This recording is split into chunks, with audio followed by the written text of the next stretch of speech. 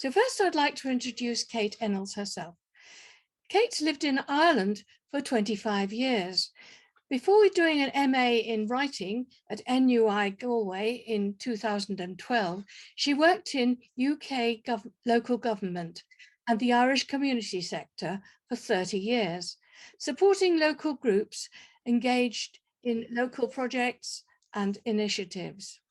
She currently runs poetry and writing workshops in County Cavan, as well as at the Edge Cavan, a literary reading evening funded by the Cavan Arts Office. Kate is a prize-winning poet and writer. She's published poems and short stories in a range of literary and online journals, including Cranach, Skylight 47, Honest Ulsterman, the International Lakeview Journal, Boyneberries, Northwest Words, Crossways, The Blue Nib, Dodging the Rain, The Ogham Stone, The Moth, and many more. In 2017, she won the Westport Arts Festival Poetry Competition. Her first collection of poetry, which was titled At the Edge, was published in 2015. Her second collection, Threads, was published in April 2018, and she has another collection called Practically Perfect in Every Way, which will be published by Salmon in spring 2023. We're delighted to be presenting Elsewhere, Kate's third collection tonight, in this online launch following a very successful face-to-face launch in Cavan last week. So, without any more from me, I'm going to mute myself and we're going to hear from Kate. Lovely. Well, before I start, I want to thank you, Janice, for all the hard work on Elsewhere. It was a real pleasure working with you, and very easy. And hopefully we'll come together again one day. And I want to thank Kevin Higgins and Bernie Crawford for agreeing to read with me this evening, and for all the lovely things that they wrote on the back of the book. Oh yeah, and in relation to that, just to say to Kevin that if I ever do rule the world, and I hope that I will, I'll be making you a night at my round table. So I just also want to say why I called the book, the collection, Elsewhere. And it's for a number of reasons, but partly because as an English woman born in Paris and living in Ireland, I often feel that my own life experience means that I don't belong in Ireland. But having lived here now for nearly 30 years, I also certainly don't belong in England anymore. So as a result, I often am moving around quite a lot, always here and there, until COVID, that was. So many of the poems were actually written elsewhere. And elsewhere, I kind of feel that elsewhere has become the place where I belong somehow. It might be more helpful to explain it through the first poem in the book, which might give people an idea of what I mean. It's called Tíoran na hÉireann. Now forgive my pronunciation, but it means the Irish border. Tíoran na hÉireann. At night you swerve through twisted turns, curvaceous bends, past the fork to Crom, steer a third leg of straight where you can overtake. You snake through low-lying mist, slinking over dark fields where lakes rise into numbskull hills beneath white prickly stars, a cold moon. An occasional gleam shines from a house on the edge in the dark, where a lone breeched man sits with his gun, driving at midnight on the border. It's what you imagine. In daylight, window down, elbow out, you breathe the sweet air of pasture, Dinkins, fresh bread, dung. You drive past stumps of steeples, church spires, and grind gears behind Quinn lorries of cement. You navigate yellow or white broken lines, negotiate narrow, suspicious towns. In between, Rundown shacks sell tires and fireworks. At Clonus, Smithborough, you notice the churches of Presbyterians, Methodists, Church of Ireland, as well as Catholic. Few people are on the street. Yourself, you live in the heart of the island, on the edge of a bog, near a village on the shores of a loch. You call your neighbours friends, except they are not. To them you kick with the other foot, even though they know you don't kick at all. You attend village events, mime your presence, gesticulate, fame days, raise your children in country schools, hidden away in woods and trees, aware of difference, unsure of demeanour, not recognising the shrugs or the cadence and rhythm in strange guttural voices. However, you like the lie of the land as you dig in the dirt, the contours, wilderness of light, the silver evenings, black-rimmed clouds. You glory in the early morning dew, crisp on bare feet as you tramp to the greenhouse to plant your seeds, the catch of your hair in the branch of a tree, the breath in your throat as you watch a blackbird hop, the tinkle of a fuchsia bell as it rings forth, the crackle of alder seeds as they whirl to the earth, the moist of damp clay roots in the palm of my hand. The next one I wrote after listening to a story by Primo Levi on the radio. And in the story, he referred to the birth of animals from inanimate objects, and I really liked that idea. So I wrote this, Festival of Origins after Primo Levi.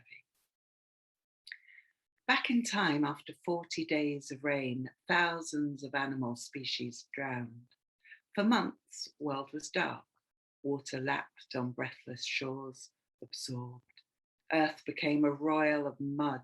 In the collective sucking and schlucking emerged rebirth. Out of the conjugation of valleys, rocks, skies, and trees evolved an assortment of different species. Giraffes were made from mountains strutting sunshine. Hippos were born from the union of water and stone. Lions prowled from thunder and sky. Whales were spawned by cavorting islands. Turtles grew out of rocks and sand. Bats came from breezes swooping the land. Chimpanzees sprang from a dance of leaves. Unicorns flew out of the precipitation between earth and soil. The gibber and chatter, song and shrieks told tales of life's beginnings, its loves, battles, famines, feasts, then a bang, dead silence returned. This next one is called At the Graveside at My Mother-in-law's Funeral in Sheffield.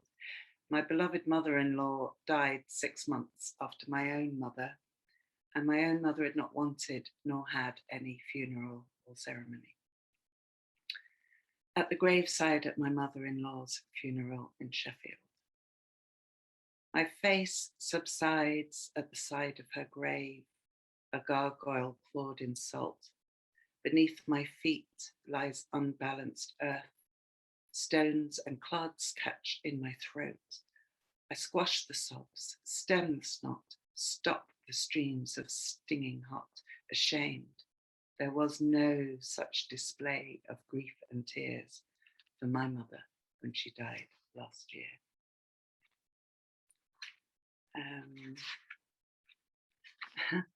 This next one is about Bruges, which is a pretty little Belgian town in Belgium, which I went to with Ruthie. I think it must have been, was it 2019? Anyway, it's very pretty, very charming, and it's full of tourists.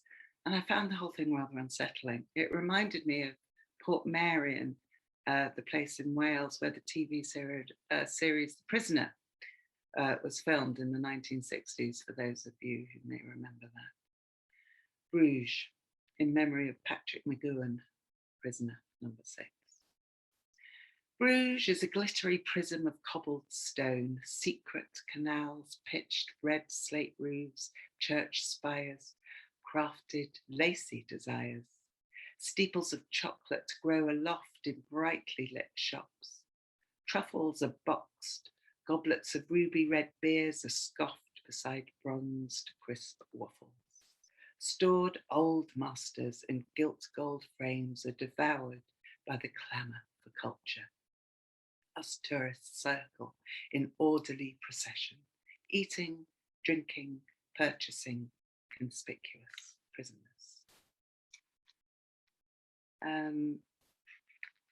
I mentioned my mother died and she suffered from Alzheimer's. Now, my mother liked her food, and it became one of the ways of her expressing herself, funnily enough. This is called amuse-bouche. George Clooney, Polly Toynbee, and Hilary Mantel were the first to go. Next, spearheaded broccoli and Waitrose Canal. Instead, you wanted green cauliflower and sausages of spinach rolled in pasta. You said you planned to take the car to get your hair done, although you didn't have one, hairdresser or car. You added with sarcasm that I wasn't to worry, you would not take the road that streams jam. I guessed you meant the North Circular. There was rice pudding in your eyes. You drooled over chocolate mousse and glittered a look suddenly suspicious. Who are you? I stared back at the long hair on your chin, unsure of the right answer, startled at your enduring power. Swallowed, whispered, I'm your daughter, and braced myself against the taste of your anger. Okay, and the next one in this session, oh God, yes, I've forgotten about this one. I wrote this poem during the Brexit debacle in the UK while listening to Yesterday in Parliament. And it's called Jute, D-U-P-E-D, a tin of chicken soup in the House of Commons. Condensed, like Warhol's can of Campbell's chicken, composed of grease fleshy bits, filtered gluten, thick and gummy until diluted, but when warmed on gas mark 10, confident in its own nutrition, it overboils in indignation. Its gelatinous swagger hits the cameras, sprays the cooker with angry saliva. The self-serving Tory finds it distasteful, difficult to digest, so lifts his cheek in that place to expel the fruit of his conjoined labours. It vaporizes in an odorous plume. He fans the unpleasant fumes north. Such hot air is barely worth comment, let alone this semblance of a poem.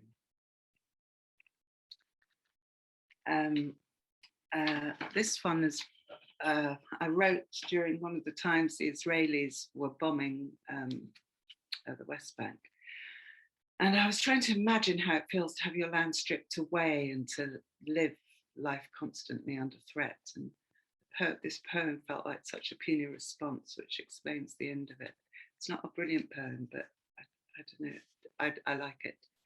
Sorry for your troubles.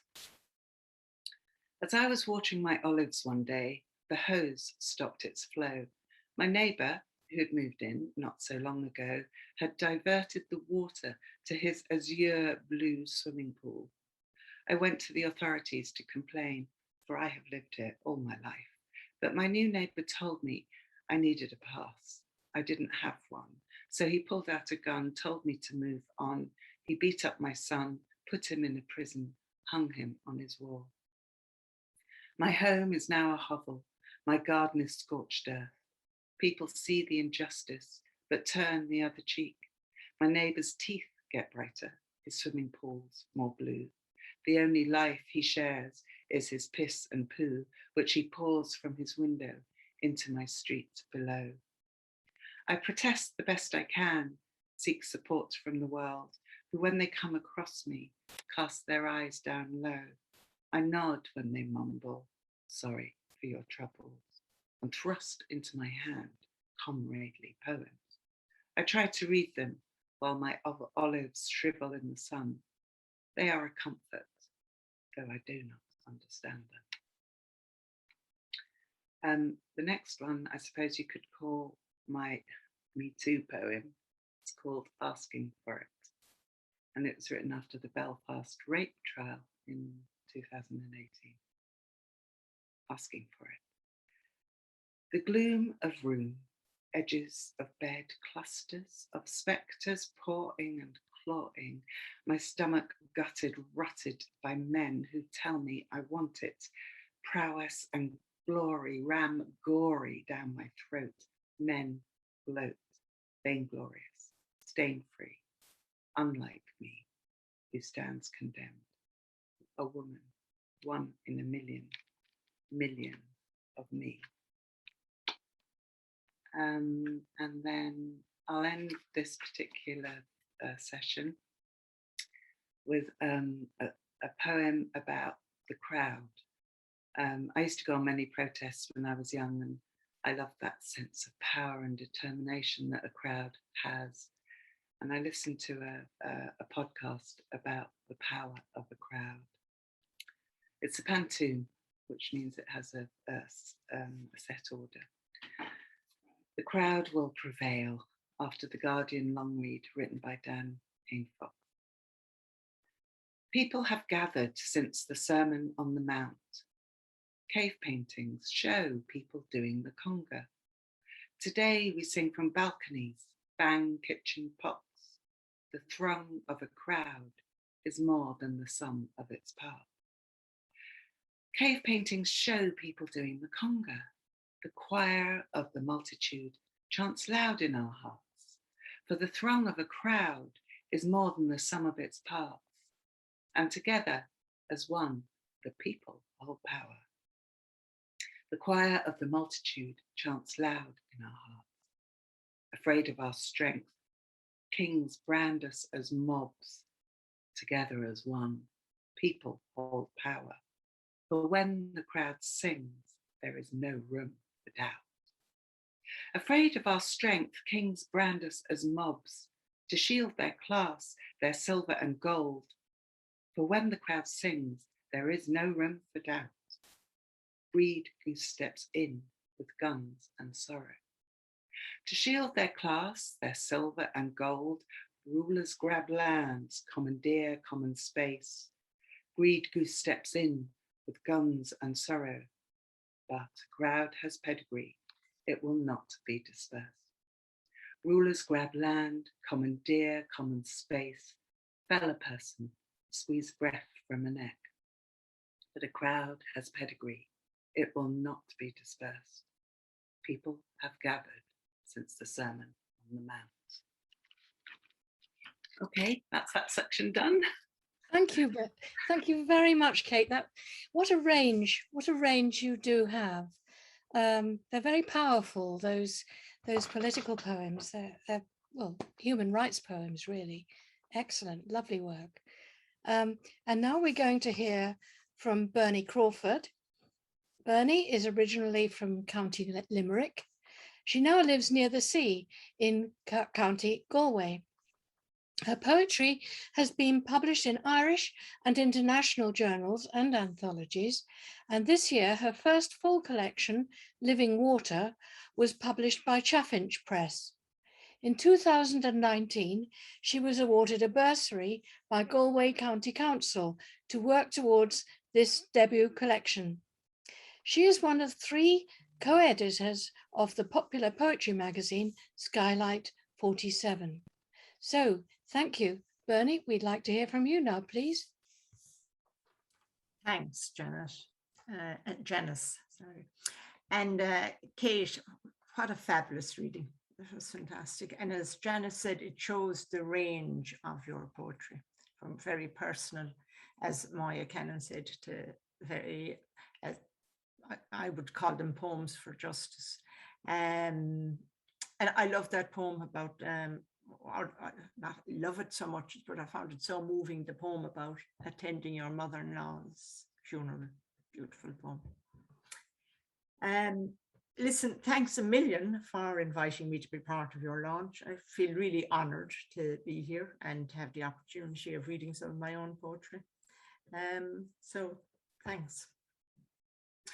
And the first poem I'm going to read, and it's interesting that I didn't know that VOLE was an anagram of love.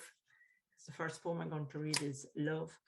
And I wrote it in the early days of lockdown, when all my communication with all my family, my daughters and all my friends was on Zoom. And I must say today, my stomach sank a little bit when I hearing the situation around COVID, and I hope we don't go back to that awful time. So, love. Love is one of those words, a bit like soul, you're not supposed to use in poetry.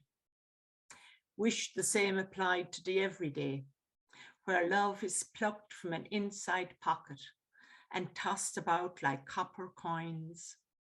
At the end of every phone call, tacked onto hand waves, blown kisses, it has contracted. Love ya.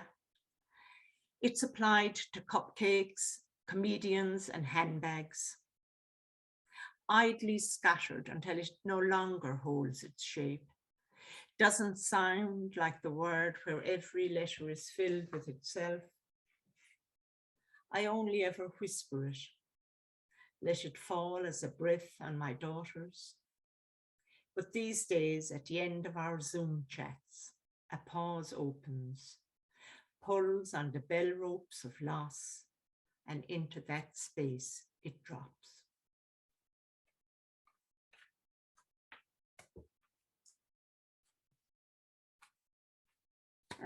The next poem I have chosen, Kate, because I remember you and I reading at an Over the Edge event.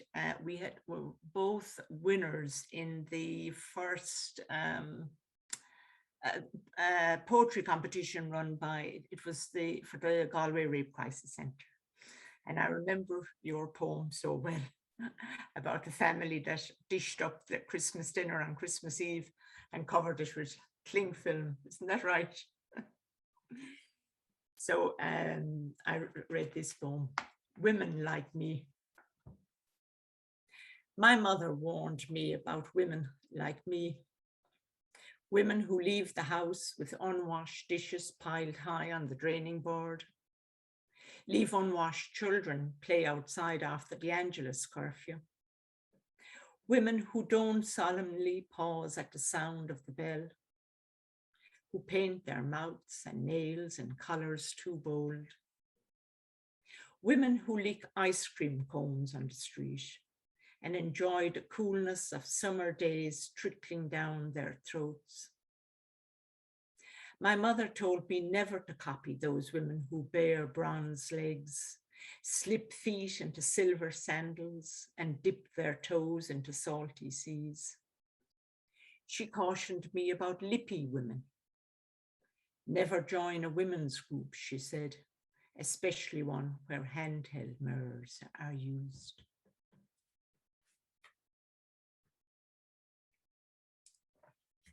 And it was interesting you read that poem from Palestine, or about the situation in the West Bank, because the next poem I want to read is a poem I wrote after my trek I did through the West Bank back in 2019. And I dedicated to the guide we had, a Palestinian man who told us the reality of living under Israeli occupation. And he himself lived in one of the 19 refugee camps that Palestinians are forced to live in. He was a marvelous storyteller because he had little anecdotes around so many things, but in that way, he gave us such a complete picture of life on the West Bank. The storyteller of El Farah Camp, West Bank, for Nadal Salwalme. The shape of his story is the carved well of olive oil anointing the bowl of hummus. The softness of warm flatbreads he fills with dreams for his children and his children's children. The shape of his story is the bulldozers who come at night and uproot him from his dreams. 400-year-old olive trees, their knotted boles cut down. The shape of his story, the lost homes in Jaffa and Haifa, 19 refugee camps. The juicy flesh of medjool dates, swollen with stolen water. The shape of his story is the daily resistance of rising and cooking, eating and praying, planting tomatoes with the hope he can harvest the future. The shape of his story is a glass of sweet tea held in the curl of forefinger and thumb.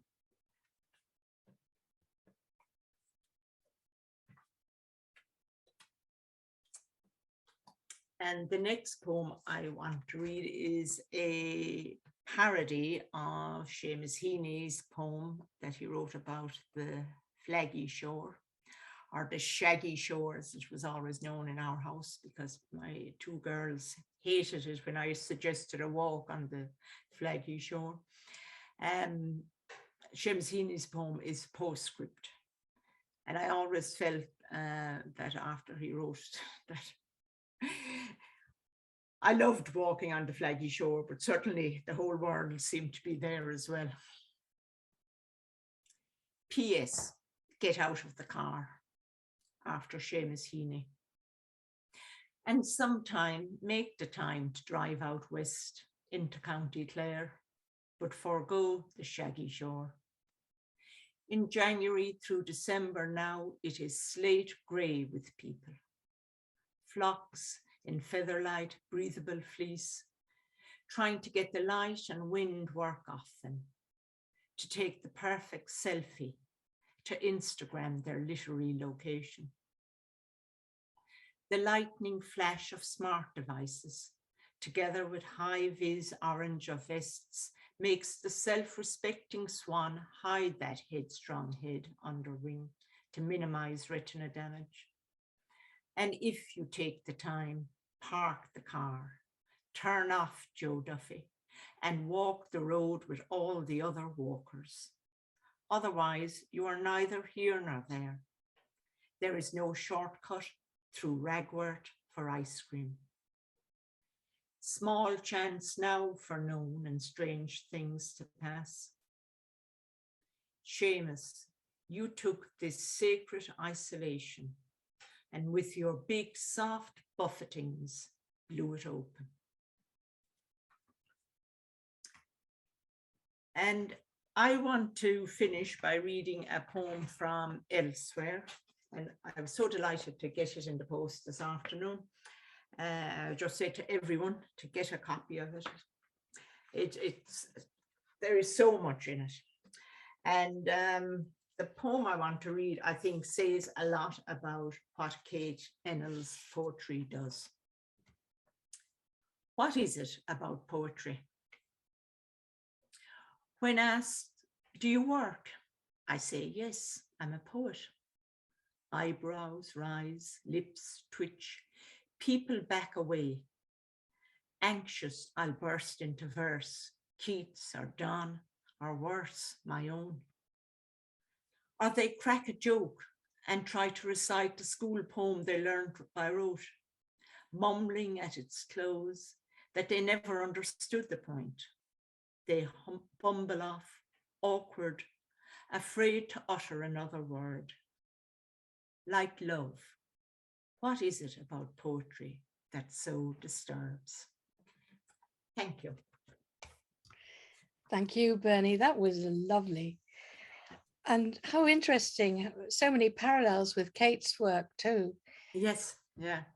The Palestinian situation is desperate, and you both are so extremely moving about it. Thank you. So let's hear from Kate again. Are you ready, Thank Kate? you. That I'm so delighted to have heard those poems. They're all my favourites. Isn't that weird? It's so funny. It's like I found a twin. It's absolutely wonderful. Yeah. Okay, so I'm just going to read 3 poems in this next section. And the first one is called Best Friend in Oxford, and it's for Ruth on her 60th birthday. Awake in an attic flooded with silver light and pink geranium petals. Outside, a gigantic sky pulsates. From the warmth of the bed, I watch unrelenting rain cascade. Sam's blue dressing gown hangs on the back of the door. Christopher Robin. I get up and put it on, touched by a chill. On the shelf, I count 12 trophies, football awards. The neck of a guitar pokes from the opposite corner. I think of Sam's father playing back in the day as we lay on cushions, analysing ad nauseum our love affairs. On my way to the bathroom is a white beaded mirror that used to hang on our wall. I stare into its glass, see the sparkle of Sam and Jack in the green of your eyes. I am stunned for a moment by the time past. Now I am only the guest. However, I am consoled by the all I know of you that Sam and Jack do not and never will. You stampede up the stairs, interrupt my reveries with morning tea. In Sam's bed, we eat toast, familiar in our turns and twists, together at ease. After breakfast, the sun comes out. We storm into town to shop amongst the Oxford turrets, golden stone Christmas markets. We drink a coffee, just one shot, bags gathering at our feet. We kiss a handsome young man under the mistletoe, buy mince pies, spiced prawns, peas and pasta that Phil will cook for us tonight, seasoned with our wizened grumbles, poems, and Purcell, no longer punk rock. And then the next one is actually for Peggy. Peggy lived with us. She lived on the top floor of our house, and she looked after me for all of my childhood until I left home. And Peggy was from Wexford. It's called The Woman Who Lived in an Apron, after R.S. Thomas. Peggy was her common name. Her uniform, beige tights, solid shoes, flowery apron. She grew up in hedgerows thrubbed with cow parsley, thick with vetch, mossy saffrage, sparrows. Her tools were her hands, her knees, her heart, dustpans and brushes, clothes, cloths and rubber gloves. Her front apron pocket was my Aladdin's cave. I'd dip in my fingers, find a key, a cigarette, broken red plastic pegs. If I grazed a leg, she'd take me on her lap, her housecoat of peonies bursting at seams. She would tell me stories, stories and memories, memories of home, mothers and kisses, kisses on lips along slow gliding rivers. She'd smoke Benson and Hedges, sow seeds, while I leaned into her bosom, her body odour, to better imagine the pink bells of fuchsia, the orange Montbretia, a far cry from my London of cranes and concrete, and the mess of a colony that Peggy had to clean. And the third one is called Odyssey. I went to see Ulysses, which was put on by Dermot Bulger in the Abbey a couple of years back. And I just loved it. And I went then and downloaded it onto the phone and listened to it. Now, if you don't know Ulysses by James Joyce, this poem might sound a little crazy. Odyssey for Dermot Bulger. Out of a day, a tug of ocean drift recites an island of magnificence, half-witted, wedged flesh, rock-hard and crossed, pointed, carved clods of earth, salted, chewed, over and spat, spitting, hissing, accompanied by sound of still, trill, drill, hillock, pillock, Hattie McDaniel, petticoat red, azure blue, clip, clop, animals bred and blinkered, graves and status, trees, streets of cobbles of Christ, with glints of urchins, sausage makers, weaving tales of woe and winnings, regalia of popes and kings, girded men and women in pantyhose, winged children with blooming skins, lawyers, hacks, accounting bills, drunk and harnessed, vain and varnished, spent soldiers and storytellers, oiled, unconquered legend. Okay, that's that bit done. Back to you, Janice. Thank you very much, Kate. Oh, I love the James Joyce parody almost. Lovely. Thank you. In fact, all three gorgeous poems. And now we're going to hear from Kevin. Kevin Higgins was born in London, but he mostly grew up in Galway City, where he now lives. In 2016, the Stinging Fly magazine described Kevin as likely the most read living poet in Ireland, and that is spelled R-E-A-D, in case you're wondering. His poems have been quoted in the Daily Telegraph, the Independent, the Times in London, Hot Press, the Daily Mirror, and on the Vincent Browne Show, and read aloud by film director Ken Loach at a political meeting in London. His sixth full collection of poems, Ecstatic, was published by Salmon in June this year. So, Kevin, would you like to unmute yourself?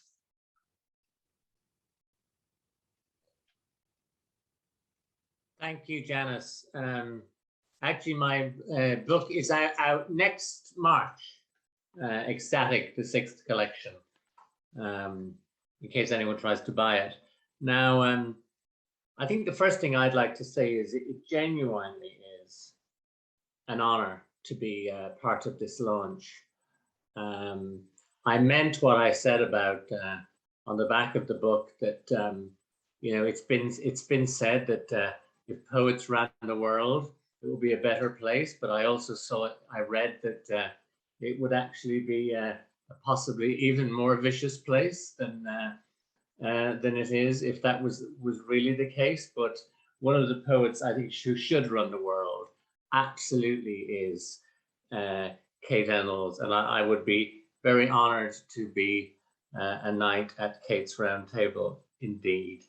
I think it is a real sign of how Kate views poetry as a community activity, by the fact that she would ask other people, the likes of me and the wonderful Bernie Crawford, to come along and, in my case, gas on at her launch. I mean, if a poet is going to have one day when they can do the Sunset Boulevard thing of "I'm ready for my close-up, Mr. DeMille," as in the words of Norma Desmond, surely it should be their launch. So it's lovely to add that element. So I hope I won't disgrace her. And do buy the book. Wherever you have to buy it from, buy it. Now, I'll read just 4 poems. And the first one is called Things You Should Know About Higgins. And it's after a poem by the Swedish poet, or Finland Swedish poet, Klaus Anderson, who had a poem called Things You Should Know About Anderson. Things you should know about Higgins. Higgins is not surprised to hear his name is Viking, that his origins are people who were big into pillage and the thing that usually goes with pillage. Higgins sometimes tells those who ask if they're related that the president is his illegitimate father. Higgins visits Czechoslovakia in his dreams, usually while he's awake. If Higgins had business cards, they would say poet and hitman. Higgins looks forward to one day actually killing someone. Higgins isn't exactly joking. When Higgins says You think so. The conversation is over. Higgins can't drive. Higgins can't swim. But apart from that, Higgins knows everything. Higgins never repeats himself, except always. Higgins disagrees most of the time, especially with himself. Higgins isn't planning to get a new kitchen, ever, but suggest a way. Higgins secretly thinks the old wallpaper should be reinstalled. Higgins wants for Christmas a long leather coat, the sort interrogators used to wear in what Higgins calls the good old days. Higgins thinks you're just jealous. Higgins feeds stray cats slices of ham out the back window when none of the family is watching, in the hope they might come back. They do, same time every night, and then one night they don't.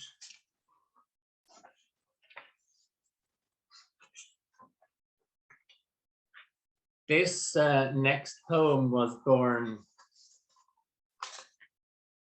out of a failed attempt to travel to the UK in early December 2019 for political reasons. And the Ryanair flight was cancelled. But they didn't want to kind of tell us that all as a group because they thought people might be collectively disappointed. And they wanted to bring us all up to the desk one by one and tell us this, and that we would instead be spending the night in the glorious surrounds of a cheap hotel by Shannon Airport because it was too late to get a bus back to Galway. And in the queue for the Ryanair help desk, I had a book with me of Italian poetry and translation, and I started rewriting Primo Levi's poem for Adolf Eichmann. That's what his title is. I rewrote it for Michael O'Leary. You are everywhere, and when it matters, nowhere, O Lord of this cancelled flight. All across a continent, the bodies pile up at Ryanair help desks, while you are home talking to your horses, who are grateful that they at least will never have to travel Ryanair. I don't want you taken to the termination chamber some here are building for you, or pulled apart before a jeering crowd by the four of your own racehorses with the most unresolved anger management issues. May you live to be 1,000 years old and spend your remaining 942 years sweating in a queue to speak to a red-faced girl at a Ryanair help desk. Let your every night be Sunday and it always be December. May you be late to the deathbed and cremation of your favorite uncle and his remains be delivered to you while you're still here in this queue in a clear plastic bag with a hole in it, for which you will naturally be charged. And when you open your mouth and a complaining word shoots out, may the Chilean secret police instantly appear and tell you with their eyes and their drooling Alsatians' eyes to cut that out, or your slug tongue will no longer be yours to wiggle.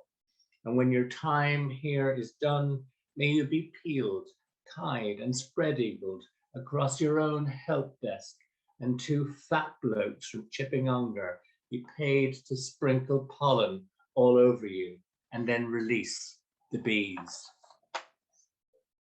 When I got to the help desk, having written half of that, they said, you need to, they gave us an address to write into. And so I did, and I had finished that poem by the time, and I sent that in to them. I still got the refund though.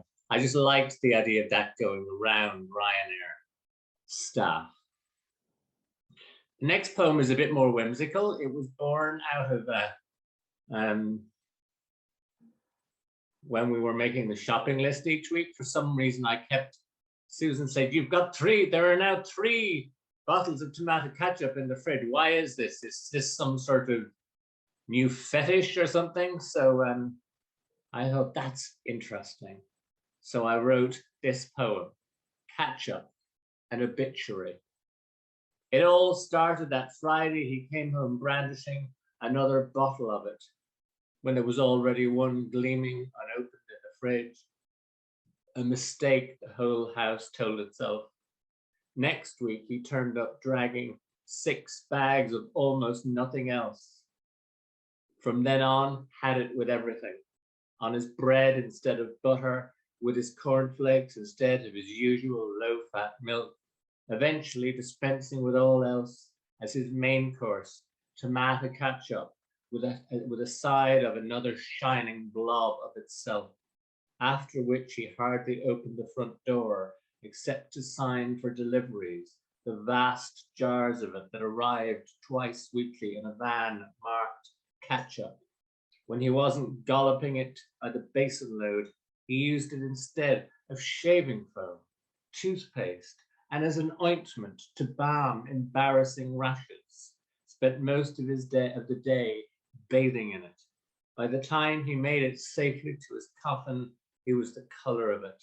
Looked as if all you need do was squeeze him in the perfect dip for a plate of hand-cut fries would spurt gloriously from between those tomato-colored lips.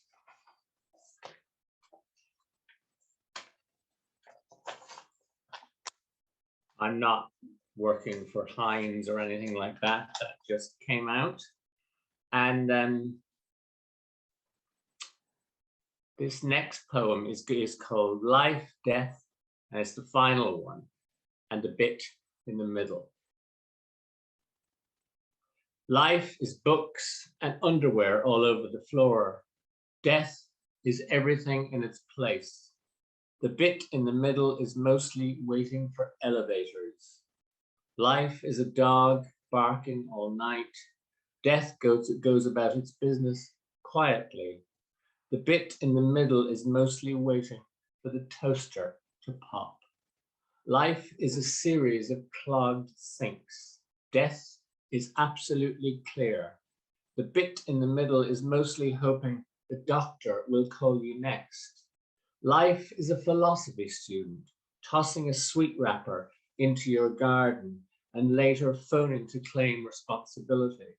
Death is no sweet wrapper ever. The bit in the middle is mostly thinking about the phone call you didn't make. Every life is its own particular mess. Death arrives impeccably dressed. Thank you so much, and thanks to Kate for asking me, and may the book fly, and congratulations to Janice on bringing the book into the world as well. Thank you, Kevin. I have to say, with Dempsey and Windle, and there's Donal as well. There's Donal's part of us. But thank you very much. And thank you for those great laughs. I mean, I love those poems. It's very tempting to do pastiches of them. You know, what am I? Thank you so much. And we're going to hear, for the last time this evening, we're going to hear from Kate. So Kate, would you like to unmute, please? Great, thank you, Janice, and thank you, Kevin. They're brilliant. So I was delighted to hear your Higgins poem. Kevin's responsible, I should say actually that Kevin's responsible for a lot of my poems, because every year I'll do a workshop with Kevin, and it's always a joy for me. And he gives us wonderful prompts, and that's where a lot of my poems come from. And so it's really great to hear what you've done with the prompts that you've given us, Kevin. I really enjoyed that. And thank you so much for all your kind words, both you and Bernie. I really, really appreciate it. I'm lucky to have you. So this poem, I've read a poem about my mother, so I'm going to read this poem. It was for my dad, which I wrote about 4 years ago. He died 30 years ago. I read this at the physical launch in the town hall last week and burst into tears. So I'm really hoping that's not going to happen again. So, an invitation. Come, Father, let's wander through London's night skies, sit by the river, watch dusk silt and slide, salute and swell a glass of ruby red wine. Let's toast civilization, forge radical ideas, unravel politics, range our voices across continents, discuss truth and justice. I need your advice on the growth of greed and corruption, refugees, the Taliban, ISIS, Corbyn, Brexit, Trump, corporate capitalism. I'll tell you of my children, your granddaughter's smile. You would be proud. She is like you, except more beautiful.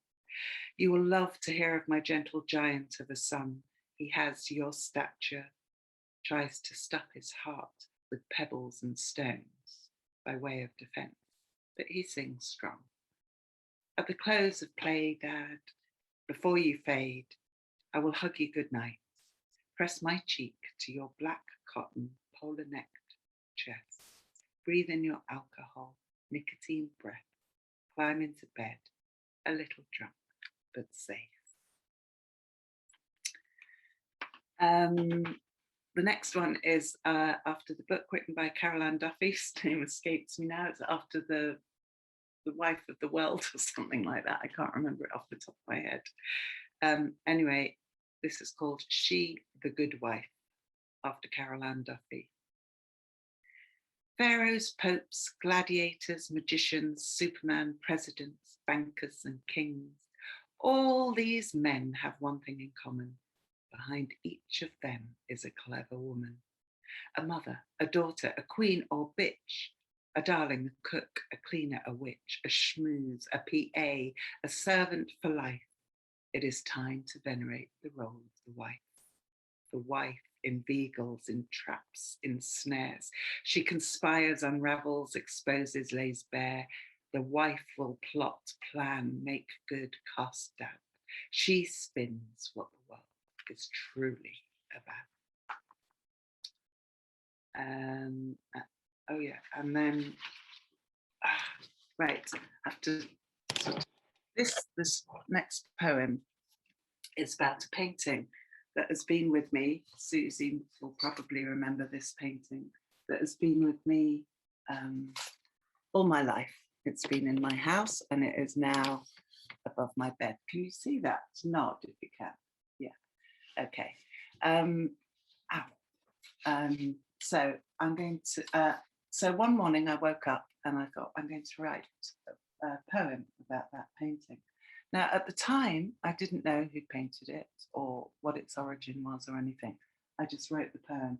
And after I wrote the poem, Phil actually was with me, Ruth's husband, and we looked up who it was, who the artist was. And it turns out to have been a Czech painter, a poet and cartoonist who died in Bergen-Belsen.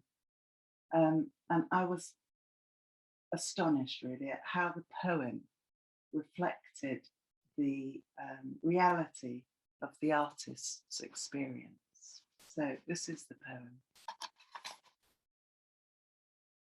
Line drawing after Joseph Capek. A square house has a triangle roof pitched, 2 square windows for eyes, no door, no mouth, no way in, no way out. Lowry-like birds flap, hard to distinguish from the ripple of distant fields, but for the flick of angled wings. A broken picket fence delineates the garden where 2 children stand with a shaggy dog. The capped boy is dressed in stripes. He clutches the string of a diamond kite. The girl wears a dress of dots and dashes. She watches. Their faces are blank. The kite dances high in the streaks of sky. Singular, it smiles a shape of V, escaped with its tail of penciled ribbons, flying free. So that's that. Now I'm coming up to, I think it's the last one. So I just want to say, put my head back in the scene. I just want to say thank you again to you all for coming. I'm so touched and pleased to see you all, and thank you for all your support. Janice, thank you so much. And Kevin and Bernie, I will be forever indebted to you. Also to thank Jerry, who's actually, those of you who are buying books, sending them out for me. It's my new PA. And for Joe for all the technical support. So I'm going to end. I was going to end with the one that Bernie wrote, actually, but I read. So I'm going to end with another one. It's called Sweet to Slurp. My eye has a squint like a bullseye mint. My nose is the shape of a chocolate flake. My ear is fashioned like a pink jelly bean sweet. I have hula hoop cheeks, a cone of a chin that drips ice cream. My neck quavers over jubbly boobs. I have nipples like gobstoppers, overchewed. My bubblegum tum is a Bazooka Joe joke. My bottom hangs scoops of soft caramel. My thighs wobble like a shaky cream jello. My knees twist like aniseed drops. My shins are sticks of teeth-popped rock. I have feet that flap like fizzy fish. My middle toe is a pink string of licorice. When I look in the mirror and see my reflection, I see a bag of delectable confection.